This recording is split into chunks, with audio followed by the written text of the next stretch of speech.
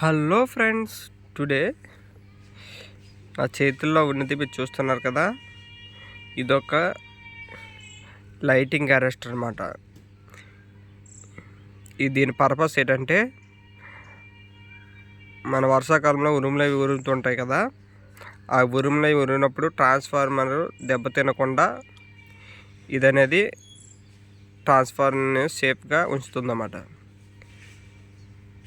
ఉరుములు ఉరిగినప్పుడు కొంత పవర్ అనేది జనరేట్ అవుతుంది కదా, ఆ పవర్ దగ్గరలో ఉన్న దీన్ని అట్రాక్ట్ చేసి దీనితో ఎర్త్కి గ్రౌండ్ అయ్యేటట్టు ఆ పవర్ని చూసుకుంటుంది. దాని ద్వారాగా ట్రాన్స్ఫార్మర్ అనేది సేఫ్గా ఉంటుంది. చూసారా ఏ విధంగా ఉందో? ట్రాన్స్ఫార్మర్కి ఏ విధంగా కనెక్ట్ చేస్తారో చూద్దామా. చూసారా ట్రాన్స్ఫార్మర్, చూసారా ఇది హెచ్టీ సైడ్ అనమాట. హెచ్ సైడ్ నుంచి ఇక్కడ నుంచి ఇక ఇది చూసారా, దీని నుంచి దీనికి ఇలా కనెక్ట్ చేసి ఉంచుతారన్నమాట.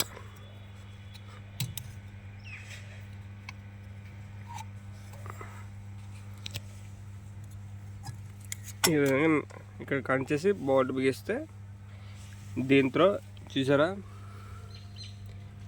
ఇక్కడ ఇది ఎర్త్ అనమాట. ఇక్కడ నుంచి గ్రౌండ్లో ఉండే